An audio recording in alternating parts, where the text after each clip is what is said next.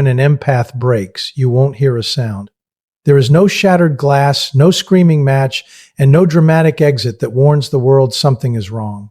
Instead, it is a silent internal erosion that happens deep beneath a perfectly composed surface. For years, the empath operates like an emotional sponge, walking into rooms and soaking up the tension, the unspoken grief, and the hidden anxieties of everyone around them. They possess a natural, almost involuntary ability to translate pain that isn't theirs and carry burdens they never signed up for. To the outside observer, this looks like incredible resilience. They are praised for being the rock in the family or the calm one in a crisis. But what looks like strength is actually a dangerous accumulation of self-sacrifice. This invisible weight stays manageable only because the empath is biologically and psychologically wired to forgive, to rationalize, and to understand. When someone treats them poorly, the empath doesn't lead with anger. They lead with curiosity. They ask themselves what trauma made that person act out. And in doing so, they talk themselves into staying in toxic environments far longer than they should. They convince themselves that their ability to sit with discomfort without flinching is a superpower. But every time they choose someone else's peace over their own, they're taking out a high-interest emotional loan. They're piling up a debt of ignored boundaries, and eventually that debt always comes due. The true shift begins when the pattern finally becomes undeniable, moving from a subtle feeling of fatigue to a glaring reality of exploitation. It happens on a Tuesday morning or a quiet Friday night when they realize that their generosity has simply become a baseline expectation for those around them. They give, and instead of gratitude, they receive a demand for more. They understand, and instead of being met halfway, they are met with further exploitation. Snorts, the emotional bandwidth they once thought was infinite starts to narrow down to a thin, frayed wire. The conversations that used to feel like deep connections now feel like heavy, one-sided chores. Every interaction starts to feel transactional, a cycle of being drained without ever being refilled. In this final phase of the break, the empath experiences a terrifyingly new sensation. For their entire lives, they have been experts at feeling the world. But now the signal has flipped. They stop feeling the room. And for the first time, they start feeling the crushing weight of their own existence. The composed version of them is still showing up to work, still nodding in conversation, and still performing the role of the listener. But internally, the lights have gone out. They are no longer a bridge between people. They are a fortress under siege. This is the moment they realize that being deeply understanding didn't protect them from being harmed. It actually gave people a roadmap on how to do it. The break is complete not when they lose their empathy, but when they lose the desire to use it on a world that hasn't earned it. When an empath reaches the state of overload, something fascinating and dangerous happens within their psychology. They transition from being an open book to becoming a locked vault. This is the moment where raw sensitivity evolves into tactical suppression. It is important to understand that the empath hasn't suddenly stopped feeling. They haven't turned into a robot or lost their ability to care. Instead, they have learned to contain their emotions because the external world has become too loud and too heavy to process in real time. This is a survival mechanism. Rather than expressing their hurt or shouting about their frustrations, they begin to analyze them with surgical precision. They take a giant step back from the front lines of their own lives. They become observers of their own pain, watching it from a distance, rather than living inside of it. This detached state might look like maturity or getting over it to an outsider, but in reality, it is a state of extreme internal containment. This phase is not healing, it is compression. To visualize this, you have to think of the empath's mind as a high-pressure cooker. In the past, they would let off steam through small conversations, minor adjustments, or by simply shaking off the bad energy of others. But now the valve is shut tight. Every single time they choose to stay silent instead of starting a confrontation, every time they minimize their own needs to keep the peace, and every moment they swallow a valid criticism of someone else's behavior, they are adding more pressure to the tank. They are storing these emotions in a place where no one can see them. But that doesn't mean the emotions have vanished. They are vibrating with intensity beneath the surface, waiting for the system to reach its absolute physical and mental capacity. The empath is essentially holding their breath, waiting for the moment when they can no longer contain the volume of what they've been forced to carry. Snorts, The true breaking point for an empath is never a dramatic public scene or a theatrical meltdown. It is a quiet, devastating internal shift in perspective. It all comes down to a single sharp change in the questions they ask themselves. For years, the empath's default question was, how can I understand them better? Or what are they going through that makes them act this way? This question was a trap because it always placed the responsibility of the relationship on the empath's shoulders. But one day, the internal dialogue changes. The question becomes, why am I tolerating this? This is the most dangerous question a toxic person can ever hear from an empath. Once that question is asked, the illusion of the happy helper is shattered forever. The empath begins to look at their relationships not through the lens of potential and hope, but through the lens of cold, hard evidence. They see the imbalance, the way they have been overgiving and under-receiving. And once that truth is seen, it is impossible to unsee. This realization triggers what is known as an emotional recoil. It is a powerful, involuntary pulling back of their energy. The very same depth and intensity that allowed the empath to love someone with every fiber of their being is now redirected toward detaching from them. It is a total withdrawal. If they could love you at a level 10, they can now ignore you at a level 10. For those who used to benefit from the empath's warmth, this sudden shift feels cold, calculating, or even malicious. People will accuse the empath of being mean or acting different, but the empath isn't being mean. They are being honest for the first time in their lives. They are no longer willing to set themselves on fire to keep everyone else warm. This withdrawal is a desperate, necessary act of adaptation. They are pulling their energy back into themselves because they have finally realized that if they don't protect their own soul, no one else will. It is the ultimate act of survival. Once the internal breaking point is reached, the empath undergoes a transformation that is as quiet as it is deadly to the status quo. They don't hold a press conference, they don't send a long-winded breakup text, and they don't sit you down for a talk about how they've changed. They simply stop explaining themselves. For an empath, explaining used to be their primary language. They would spend hours over articulating their feelings, clarifying their intentions, and softening their words just to make sure no one felt attacked or confused. They were the ultimate bridge builders, constantly trying to fix misunderstandings before they even happened. They did this because they cared, but also because they wanted to be understood. They operated under the naive assumption that if they could just find the right words, the other person would finally get it and change. But after the break, that exhausting cycle of overexerting oneself comes to an abrupt and final halt. The shift happens because the empath finally wakes up to a harsh psychological truth. Not everyone misunderstands you by accident. They realize that for some people, not understanding is a calculated strategy. It's a way to keep the empath talking in circles so that the focus stays on the empath's tone or delivery rather than the other person's bad behavior. These people rely on the empath to fill every awkward silence and smooth over every conflict. But when the empath stops providing that emotional labor, the dynamic completely collapses. By choosing silence over explanation, the empath stops giving people the tools to manipulate them. They no longer provide the map to their triggers or the manual on how to pacify them. In this newfound silence, the masks that others have been wearing begin to slip. Without the empath's constant efforts to keep things comfortable, the true character of those around them is forced to come into the light.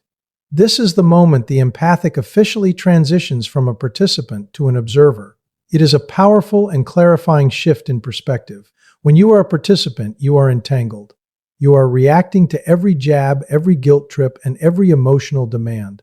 But as an observer, you are sitting in the front row of the theater watching the performance without being part of the play. The empath begins to look at every interaction as raw data. They stop listening to what people say and start watching what people do when they aren't being coached or coddled. Without the empath providing the usual emotional cushioning, the other person is forced to stand on their own 2 feet, and most of the time they stumble. The empath watches as the people who claim to love them suddenly become defensive, angry, or dismissive simply because they are no longer being catered to. In this stage, the character's internal dialogue becomes sharp and strategic. They start asking the question, it actually matters. Is this person's behavior consistent with their words? How do they react when I say no and don't offer a 20-minute apology for it? Who are they really when I stop making their life easy?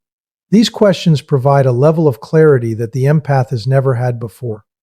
They begin to see the subtle manipulations and the lazy patterns of those who have been draining them for years.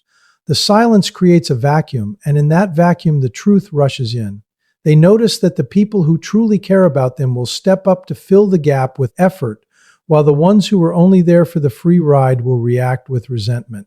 The most profound part of this transformation is the empath's new relationship with tension.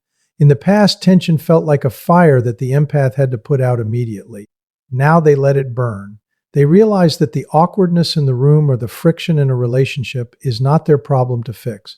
If someone is upset because a boundary was set, the empath allows them to be upset. They don't rush in with a peace offering or a clarifying statement to lower the temperature. They understand that the tension belongs to the person who created the conflict. By refusing to carry the emotional weight for both sides, the empath forces the other person to own their own mess for the first time. This silence isn't passive. It is an active, intentional act of reclamation. It is the sound of the empath finally taking their power back. Strategic detachment is the phase that most people get wrong. When an empath begins to pull back, friends, family, and partners will often accuse them of becoming cold, heartless, or robotic. But what is actually happening is far more scientific and necessary. It is a total recalibration of the nervous system. For most of their lives, the empath has lived with their emotional skin turned inside out. They didn't just see the world, they absorbed it. Every loud argument in the next room, every micro expression of disappointment from a boss, and every heavy vibe from a partner felt like a direct physical blow. Their nervous system was in a state of perpetual red alert, constantly scanning for threats and trying to soothe everyone else's nervous system just so they could feel safe themselves. Strategic detachment is the moment the empath finally realizes that this level of constant emotional immersion is no longer sustainable or safe. It is the act of putting their emotional skin back on and reinforcing it with iron. This shift means the empath has finally stopped internalizing the world. In the past, when someone they loved was angry, the empath became that anger. When a friend was grieving, the empath felt the literal weight of that grief in their own chest for days. Now they have developed a filter. Think of it like a high-end security system for the soul. They can still stand in the same room as a person who is venting or projecting negativity. They can still listen with high intelligence and respond with perfect politeness. But the energy no longer makes it past the front gate. They have stopped being a sponge and have started being a mirror. They see the emotion. They acknowledge the emotion, but they no longer invite it to sit down and have dinner in their mind. They are making a conscious minute-by-minute choice about what is allowed into their internal sanctuary. Because of this filter, situations that used to trigger an immediate emergency response are now met with an eerie sense of space and stillness. In the old days, if someone gave them the silent treatment or threw a subtle guilt trip, the empath would spiral. They would lose sleep, replay the conversation 1,000 times, and rush to fix the problem just to stop the internal buzzing.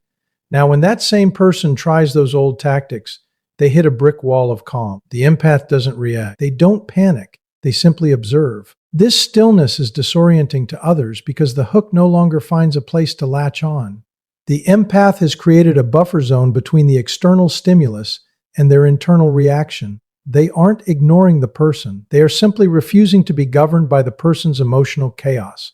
This phase forces a completely new and healthier definition of what connection actually means. For the longest time, the empath believed that true intimacy meant total absorption, that to love someone was to lose yourself in them. They equated depth with suffering together. But through strategic detachment, they discover that real connection is actually about engaging with another person without losing your own center. It's the difference between drowning with someone and standing on the shore with a life ring. This new version of the empath is incredibly hard to influence or manipulate. Guilt trips, which used to be the empath's Achilles heel, now fall flat. Pressure tactics that used to make them buckle now only make them move further away. This is because they are no ongoing responding from a place of trauma-based impulse. They are responding from a place of conscious choice. Ultimately, the most important lesson of this chapter is that the empath hasn't stopped feeling. They've just stopped being a victim of their feelings. They still have their massive heart and their incredible intuition, but they have finally learned the most vital survival skill, discernment. They have realized that not every person's opinion deserves to be weighed, and not every person's emergency is their responsibility to solve. They've learned that just because they can feel someone's pain doesn't mean they must carry it. By choosing detachment, they aren't losing their humanity. They are protecting it. They are finally deciding that their peace of mind is a non-negotiable asset, and they are no longer willing to trade it away for the comfort of people who wouldn't do the same for them. In the final stage of this transformation, the empath's natural sensitivity undergoes a radical evolution, shifting from a burdensome curse into a high-definition precision tool. For most of their lives, their awareness was like a lighthouse spinning out of control, blindingly bright and scanning the horizon for anyone who might need saving. They would walk into a room and instinctively look for the person who felt left out, the partner who was simmering with quiet resentment, or the friend who was hiding a secret pain. Their focus was always outward, asking, "How can I fix this for them?" But in the stage of controlled awareness, that focus turns inward and becomes analytical. The empath is no longer scanning the room to find someone to help. They are scanning the room to see the truth of what is actually happening. They aren't looking for a mission. They are looking for patterns. They have moved from being an emotional paramedic to being an emotional detective. This is the point where the term dark empath often enters the conversation, but it is frequently misunderstood. People associate the word dark with malice or evil, but in this context, it simply refers to the absence of the light of automatic compassion. The empath has reached a level of psychological maturity where they can understand a person's pain, recognize their insecurities, and see exactly why they are acting out without feeling the slightest urge to comfort them. This detachment is a revelation. For the first time, the empath possesses the full picture of a person's character without the interference of their own kindness clouding their judgment. Understanding is no longer a free gift that they hand out to everyone they meet. It is a premium resource that is strictly allocated based on mutual respect and consistent behavior. They have realized that their insight is valuable, and they are no longer willing to waste it on people who only use it to stay stuck in their own toxic cycles. This heightened awareness is a double-edged sword that can be used in two very different ways, depending on the situation. On one hand, it serves as an impenetrable shield for protection. Because they understand human insecurities and behavioral patterns so deeply, they can see a manipulation tactic coming from a mile away. They can spot the love bombing, the subtle guilt tripping, and the gaslighting before the other person even realizes they're doing it. On the other hand, this same awareness can be used as a lever for influence. When you truly understand what drives a person, what they fear, what they crave, and where they are weak, you gain a quiet, staggering power over the dynamic. The empath knows exactly which words will de-escalate a situation and exactly which silence will force the truth out of someone. They understand the timing of an interaction better than anyone else in the room. They know when to engage, when to withhold, and exactly when to walk away to achieve the most stable outcome for themselves. The true genius of this stage is that the empath now operates entirely within the space between a stimulus and their response. In the past, if someone insulted them, they reacted immediately with hurt or an explanation. Now, they receive the stimulus, the insult, and they pause. In that pause, they analyze the person's intent. They see the insecurity that drove the insult. They evaluate the person's value in their life, and then they choose the most effective response.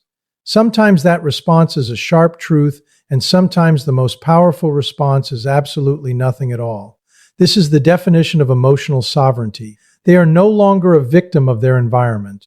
They are the architect of their interactions. They have integrated their vast emotional intelligence with a cold, clear discernment, creating a version of themselves that is balanced, intentional, and most importantly, unshakable. They are no longer just people who feel deeply. They are people who see clearly and act accordingly. The final stage of this journey is marked by the death of naivety. The empath operated on the beautiful but dangerous belief that everyone possessed a heart just like theirs. They lived by the rule that if they just showed enough kindness, patience, and understanding, they could heal the people around them. But through the fire of the invisible break, that illusion has been burned away. The empath is no longer a person who ignores red flags for the sake of maintaining a fake sense of harmony. They have realized that keeping the peace at the expense of their own soul is not an act of love. It is an act of self-betrayal. They finally understand that empathy without boundaries isn't a spiritual gift. It is a form of self-abandonment. By constantly making excuses for others, they were essentially teaching people how to mistreat them. That cycle is now permanently closed. In this new state of being, the empath's kindness has undergone a radical structural change. It is no longer a leaky faucet that drips for anyone who happens to be standing nearby. It is now a deliberate, controlled resource. Their heart is still as deep and capable as it ever was, but it is now protected by a sophisticated gatekeeping system. Kindness is no longer a default setting that they offer to avoid conflict. It is something that is offered where it is earned and withheld where it is exploited. They have learned the power of the word no, and they deliver it without the need for a 3-page apology. This isn't about becoming mean or jaded. It's about becoming a person of high standards. It is the